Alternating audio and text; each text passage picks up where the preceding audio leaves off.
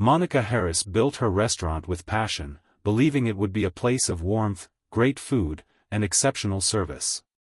But when the complaints started piling up, rude staff, ignored customers, long wait times, she knew something was wrong. Her managers swore everything was fine, but the sinking feeling in her gut told her otherwise. So she made a choice.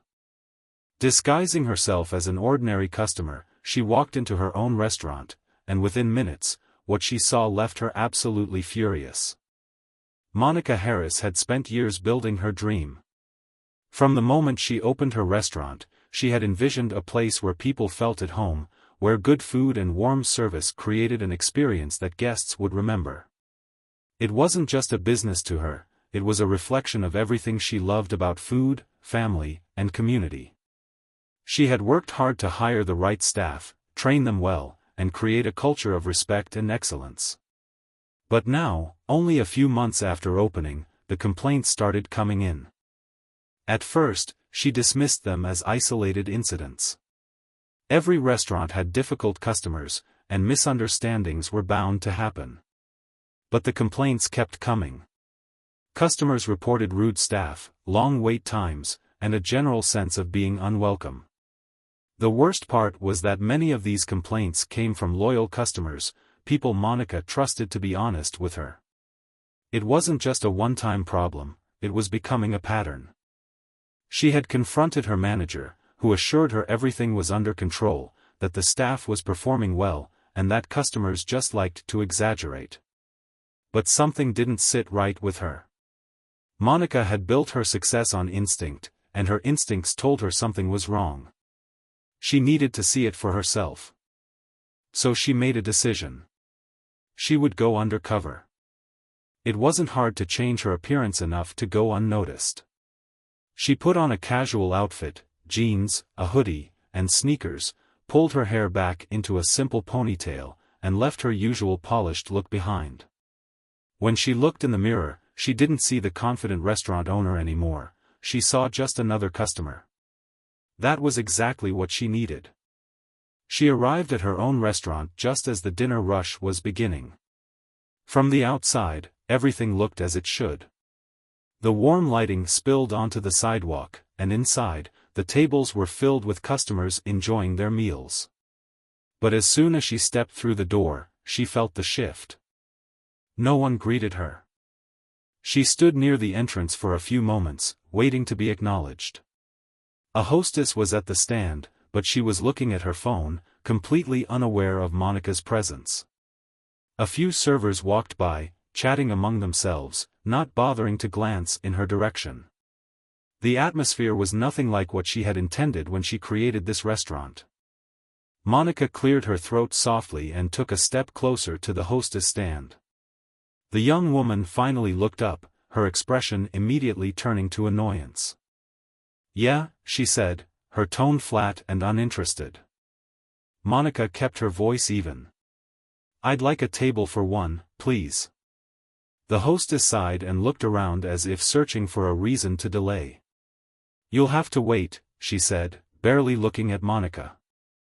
There were at least 3 empty tables visible from where she stood. Monica glanced at them but chose not to argue. Instead, she simply nodded and stepped to the side. As she stood there, she observed the staff. The waiters moved sluggishly, some barely engaging with the customers they were serving. Others lingered near the bar, laughing among themselves while guests tried to get their attention. At one table, a couple was looking around impatiently, clearly waiting for someone to take their order. Across the room, an older man raised his hand to flag down a waiter, only to be ignored as the employee walked right past him. Monica's stomach tightened. This wasn't just a minor problem. It was a complete failure in service. Her mind raced as she waited, unnoticed, in the restaurant she had built from the ground up. If this was how they treated a random customer, how many others had walked away feeling the same way? How many people had left disappointed, never to return? She had come here to confirm a suspicion, but now she knew the truth. And it was worse than she had imagined. Monica stood near the hostess stand, her patience wearing thin. She had owned restaurants long enough to know that first impressions mattered, and what she was witnessing now was the opposite of what she had worked so hard to create. A hostess too distracted to greet guests, servers ignoring customers, and an overall atmosphere of indifference. This wasn't just bad service. It was a disaster. After nearly 10 minutes of standing there, she finally stepped forward again, forcing the hostess to acknowledge her. "Excuse me, is there still a wait?" she asked, keeping her tone polite but firm. The hostess sighed dramatically, tapping her nails against the counter as if Monica was interrupting something more important. "Fine. Just sit over there," she muttered, waving a lazy hand toward the back of the restaurant. Monica clenched her jaw, biting back a response. She walked to the table, noting that it hadn't been cleaned properly. There were a few crumbs on the surface, and a used napkin was still crumpled by the salt shaker. She brushed them aside and sat down, forcing herself to remain calm. She waited. 5 minutes passed. Then 10. No one came to take her order. She watched as a group of customers at a nearby table finally flagged down a waiter. The server approached with a barely concealed look of annoyance, standing there impatiently as they placed their order. When they hesitated for a second to decide on drinks, he exhaled loudly, tapping his pen against his notepad. Monica's stomach tightened. She had hired her staff with care, choosing people she believed would create a welcoming environment. Now she was seeing the reality: employees who had no interest in the customers they were supposed to serve. After 15 minutes, a young waiter finally appeared at her table. He didn't offer a greeting, didn't introduce himself. He simply dropped a menu in front of her and pulled out his phone. She stared at him, waiting for him to say something. Nothing. Finally, she spoke. "Hi. I'd like a glass of water to start, please." He didn't even look up from his phone. "Yeah. Sure," he muttered. Then he turned and walked away. Monica sat back in her chair, feeling a slow, simmering anger build inside her. She had worked too hard for this. She had poured her time, energy, and passion into this place. This wasn't just bad service, it was disrespect. She continued observing as she waited for her water, which, unsurprisingly, never came. She noticed the way the servers interacted with each other, laughing, joking, checking their phones, while customers waited, clearly frustrated. At one point, she saw a young woman at another table politely ask a waitress if she could get some extra napkins. The waitress rolled her eyes, turned to another server, and muttered, "She's so needy." Then, instead of bringing the napkins, she walked away. Monica felt her blood boil. This wasn't just a few employees having a bad day. This was a toxic culture. This was exactly why complaints had been piling up. She had seen enough. Leaning forward, she pulled out her phone and sent a quick message to her restaurant manager, asking where he was. His reply came seconds later. "Not in tonight." "Why?" Monica didn't respond. She put her phone down, exhaled slowly, and made a decision. She wasn't going to let this continue. But first, she wanted to see just how bad it could get. Monica sat at her table, gripping the menu tighter than she realized. The longer she stayed, the more she noticed, and the more furious she became. She had spent years perfecting this restaurant, pouring every ounce of her dedication into making it a place where people felt valued and welcomed. And yet, here she was, being ignored, treated like an inconvenience, and watching her customers experience the same neglect. The waiter who had taken her request for water never returned. Another 10 minutes passed, and Monica found herself deliberately keeping track of how long it took before someone even acknowledged her presence again. A group of new customers entered, and the same uninterested hostess barely looked up before waving them toward an open table without a word. Across the restaurant, a couple who had finished their meal sat waiting for their check, their body language growing more irritated with each passing minute. Monica took a deep breath and raised her hand, signaling for a server. At first, she thought she had been seen, but then the waitress she was trying to call over deliberately turned in the opposite direction, pretending not to notice. Enough was enough. She stood up. If no one was going to acknowledge her presence as a customer, she would make them acknowledge her another way. She walked toward the bar area, where two waiters were chatting and laughing, oblivious to the fact that they were on the clock. One of them was scrolling through his phone while the other leaned against the counter, casually sipping from what looked like a soda cup meant for customers. Monica cleared her throat loudly. Both looked up, visibly annoyed at being interrupted. "Can I help you?" one of them asked, his tone flat, as if she had just ruined an important conversation. "I've been sitting at my table for over 25 minutes, Monica said, keeping her voice calm but firm. "No one has taken my order. No one has brought me water. And I've been ignored multiple times when I tried to get someone's attention." The second waiter, the one holding his phone, smirked. "Yeah, we're kinda busy." Monica's patience was running dangerously thin. She crossed her arms. "Busy doing what, exactly?" The first waiter shrugged. "Look, lady, we'll get to you when we get to you." Lady. Monica had run multimillion-dollar businesses. She had negotiated contracts, hired and fired employees, and built an empire from the ground up. She was not going to be spoken to like an inconvenience in her own restaurant. She smiled, but it wasn't a kind smile. It was the kind of smile that should have made them nervous. "I see," she said smoothly. "And who's in charge here tonight?" The waiters exchanged a look, then laughed. The first one, still holding his drink, pointed toward the back. "Probably Jessica. She acts like she runs the place." Jessica. The same hostess who had barely acknowledged her existence when she walked in. Perfect. Monica turned on her heel and walked straight toward the hostess stand.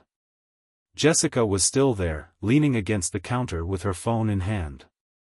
She didn't even look up when Monica stopped in front of her. "Jessica," Monica said, her voice clipped.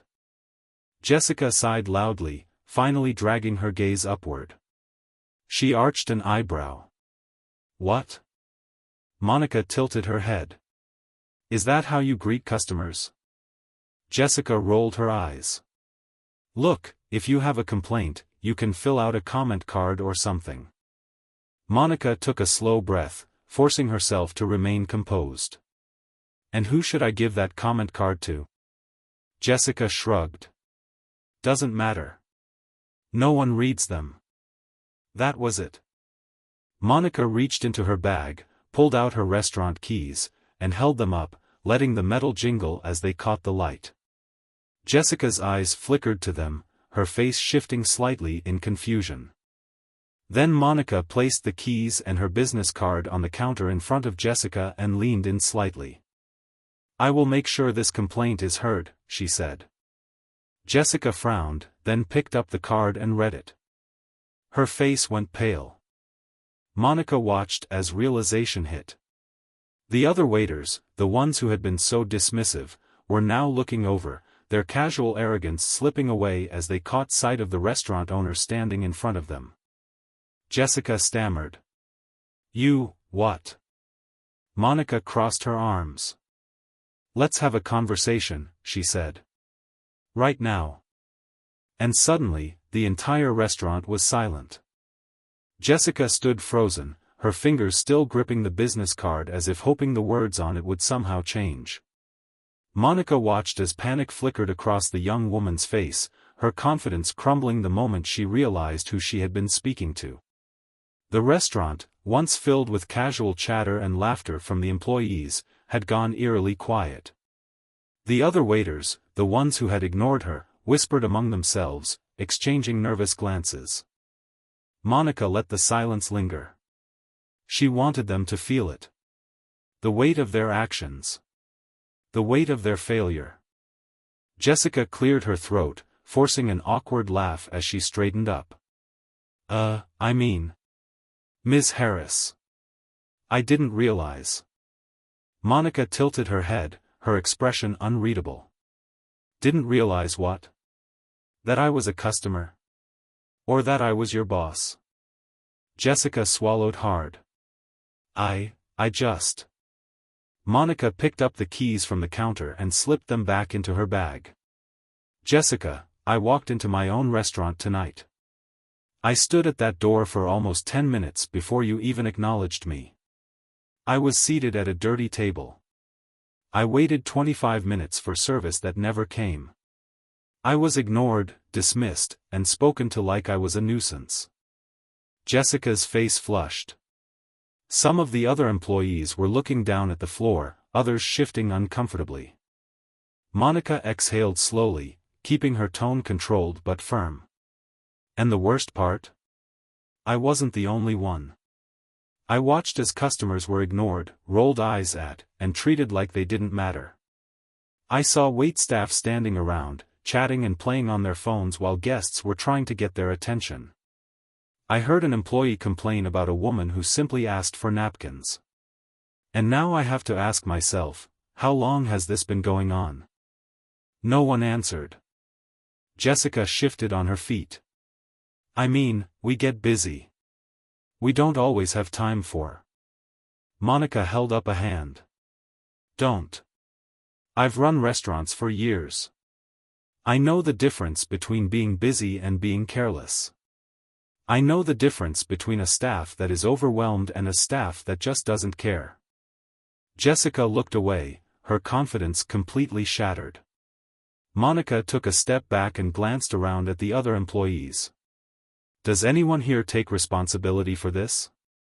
Does anyone want to tell me how this happened? Silence. Then, finally, a voice spoke up from the back. I think, we just stopped caring. Monica turned toward the source of the voice. It was a young waiter, standing near the kitchen entrance. He looked nervous but also guilty, like he had been holding this in for a long time. At first, things were great, he admitted. But after a while, no one was really checking on us. The manager wasn't around much. No one really enforced anything. So people started cutting corners. First, it was just little things, ignoring customers who were too quiet, prioritizing the big spenders. But then it got worse. We started talking about customers behind their backs. Treating them like they were an inconvenience. I guess we got lazy. Jessica shot him a glare, but he ignored her. Monica studied him for a long moment. At least he had the courage to tell the truth. Thank you for your honesty, she said. And you're right. You did get lazy. And unprofessional. And completely out of touch with what this restaurant stands for. She turned back to the group. Let me be clear. This is not just a business to me. This is a place where people come to feel welcome, to enjoy good food, and to have a great experience. And what I saw tonight? That is not my restaurant. Another silence. Jessica looked desperate now. Ms. Harris, I can do better. I can. Monica shook her head. No, Jessica. You had your chance. I'm letting you go. Jessica gasped. Wait, you don't have to. I do, Monica said. Because I need this place to be better. And that starts with removing the people who don't belong here. Jessica opened her mouth as if to argue, but then she saw the look in Monica's eyes. She knew it was pointless. Slowly, she set the business card down and walked toward the back, her steps heavy with defeat. Monica turned to the rest of the staff. For the rest of you, some of you will stay. Some of you won't. But if you do stay, things are changing. Immediately. The employees stood there, waiting, unsure what would happen next. Monica crossed her arms. Now let's talk about how we fix this. The tension in the restaurant was palpable. Jessica had left, and the remaining staff stood in awkward silence, waiting to see what would happen next. Monica could feel their unease, but she didn't intend to back down. She had spent too much time, money, and passion building this restaurant to let it fall apart because of carelessness and entitlement. She let the silence stretch for a few moments longer, making sure they understood the gravity of the situation. Then she took a deep breath and spoke. "This is your chance to prove you belong here," she said, looking each of them in the eye. "I know that some of you got comfortable doing the bare minimum. I know some of you assumed no one was paying attention. And I know that some of you genuinely want to do better but felt like there was no leadership holding you accountable. That changes now." Some of them looked down, shifting uncomfortably. Others straightened their posture, as if realizing they had an opportunity to redeem themselves. Monica continued. "From now on, there will be new expectations. If you don't meet them, you won't work here. It's that simple." She turned toward the young waiter who had spoken up earlier, the one who had admitted that the staff had stopped caring. "You were honest with me. That tells me you're not afraid to take responsibility. I need people like that." He nodded, looking both relieved and nervous. She looked around the group. "First, customer service is the foundation of this restaurant. You greet every guest. You treat them with respect. You don't pick and choose who gets good service based on how much you think they'll tip. You don't make them feel like an inconvenience. And if that sounds like too much to ask, you can leave now."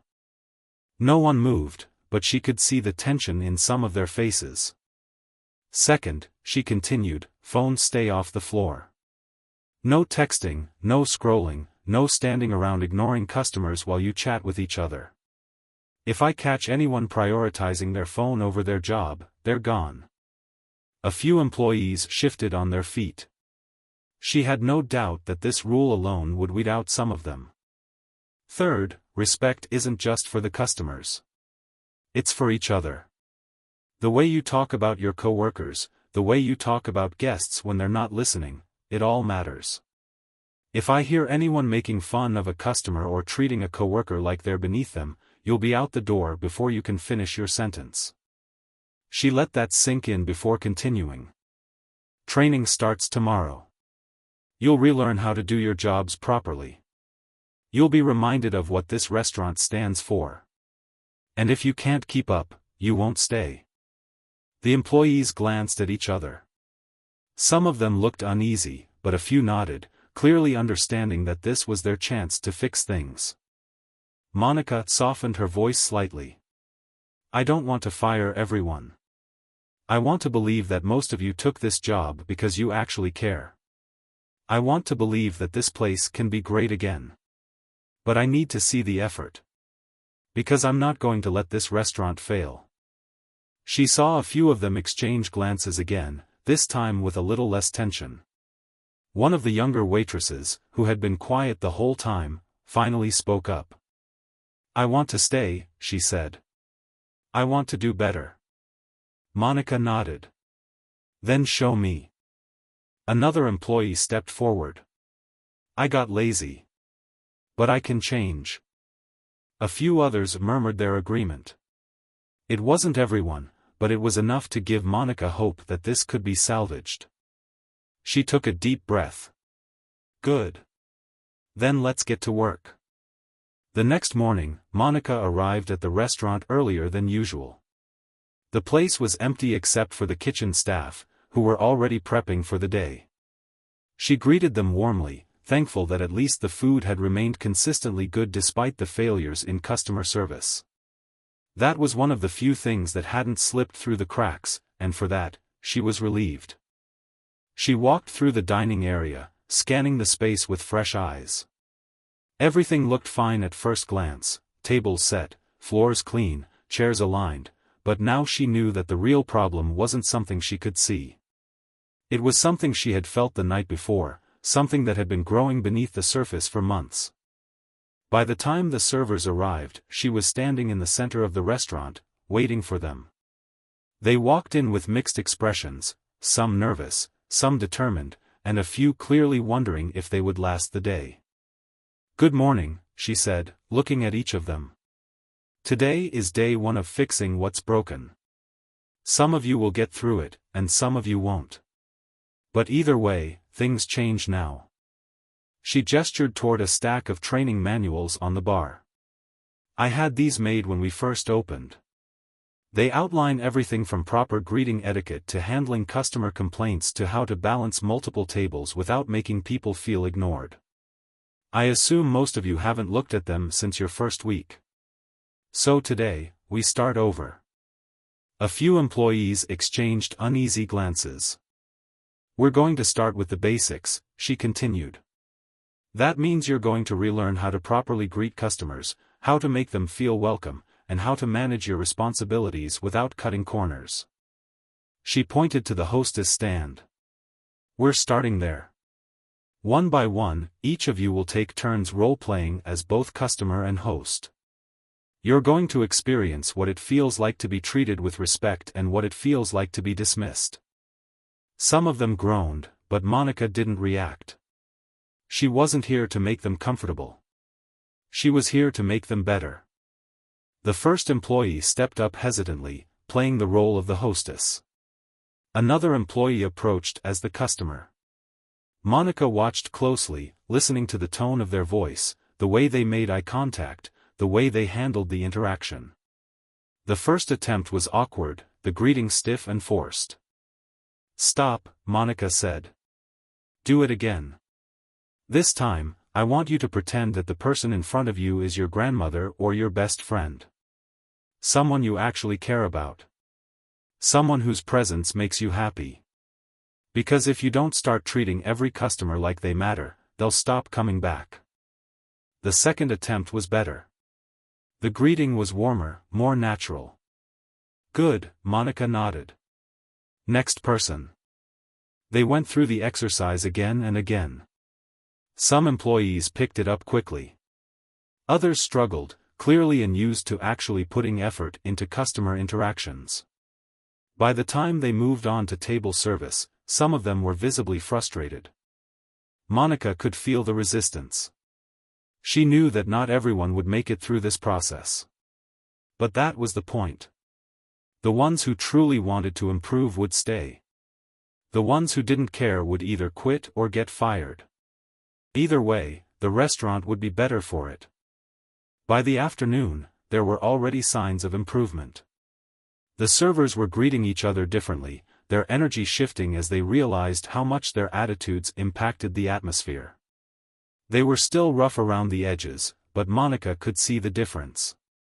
She watched as one of the employees, the young waitress who had spoken up the night before, approached a new customer with a genuine smile and a polite welcome. It was small, but it was progress. Monica allowed herself a brief moment of satisfaction. It wasn't going to be easy. But she was ready for the challenge.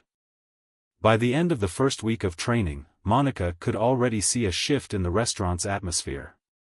It wasn't perfect, and there were still employees who struggled with change, but the energy had started to transform. Customers were being greeted properly, orders were taken with more care, and the dining experience felt smoother. But Monica knew that change wasn't just about rules and training, it was about mindset. If her staff didn't take pride in what they did, the improvements wouldn't last. On Friday evening, she decided to test them again, but this time, not as a customer. She stood near the bar, watching closely as the restaurant filled up for the dinner rush. The real test of their progress wouldn't be in training exercises but in how they handled a busy night when things got chaotic. The first hour went well. The new hostess greeted guests warmly and seated them efficiently. Servers moved with purpose, balancing multiple tables while keeping their attitudes professional. Even the kitchen staff seemed more synchronized, ensuring meals came out fresh and on time. But then the inevitable happened. A large group walked in unexpectedly, 12 people with no reservation. The restaurant was already near capacity, and Monica saw the panic flash across the hostess's face. Monica stayed back, waiting to see how she would handle it. The old version of this team would have rolled their eyes, made the customers feel like an inconvenience, or even turned them away despite having space. But now, the hostess took a deep breath and smiled. "We're so glad you're here," she said, checking the seating chart. "It'll take just a few minutes to arrange a table for your group. Can I offer you a seat at the bar while we get everything ready?" Monica almost smiled. That was exactly how it should be done. The customers nodded, looking relieved rather than frustrated. The waitstaff quickly jumped into action, rearranging tables while the bartender kept the group entertained. Within minutes, they were seated, menus in hand, and their drinks were on the way. That's when Monica noticed Brian, one of the waiters who had been reluctant to change. He was moving between tables, taking orders, and keeping up with the rush. But then a customer at his table raised a hand, signaling for attention. Brian hesitated for half a second, just long enough for Monica to recognize his old habit of ignoring less demanding guests. She saw the internal struggle play out on his face. He had a choice: pretend not to see the customer and continue prioritizing the easier tables, or step up and do his job the right way. Monica held her breath. Then, to her surprise, Brian turned toward the customer with a polite smile and walked over. "Everything all right?" he asked. The man nodded. "Could we get some extra napkins?" "Of course," Brian said, returning within seconds with the napkins and a refill for their water before they even asked. Monica exhaled slowly.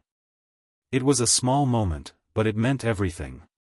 Brian had been one of the worst offenders in the beginning, dismissive, uninterested, unprofessional. But now, for the first time, he had chosen to do better without being forced. That was the turning point. As the night continued, Monica watched her staff work as a team, handling problems without frustration, treating guests with care, and actually putting effort into their roles. At one point, the young waitress from training caught Monica's eye and gave a small nod, as if to say, "We're getting there." Monica nodded back. They weren't just fixing a broken system anymore. They were building something better. And for the first time in a long time, she felt like her restaurant was truly hers again. A month had passed since Monica's undercover visit, and the transformation in the restaurant was undeniable. It wasn't just about the way the staff worked, it was about how they carried themselves, how they interacted with customers, and how they treated each other. The tension that had once filled the air was gone, replaced by a sense of teamwork and shared purpose. On a Saturday night, the restaurant was packed. Monica stood near the entrance, watching as guests were greeted with genuine warmth, seated quickly, and served efficiently. The difference was remarkable. The same employees who once rolled their eyes at customers were now making sure they were comfortable. Conversations between staff members were no longer complaints about guests but quick exchanges about orders and teamwork. Servers helped each other instead of working in isolation. The kitchen was running smoothly, and even the bar, which had once been a place for staff to slack off, was now operating like a well-oiled machine. As Monica observed, a couple approached the hostess stand. The woman looked hesitant, glancing around the busy restaurant as if unsure whether to stay. Monica recognized the look. This was someone who had likely been ignored or treated poorly in the past. She waited to see what would happen. The hostess smiled warmly. "Good evening, welcome in. It's a full house tonight, but we'll get you seated as quickly as possible. Would you like to grab a drink at the bar while you wait? We have a great house cocktail I can recommend."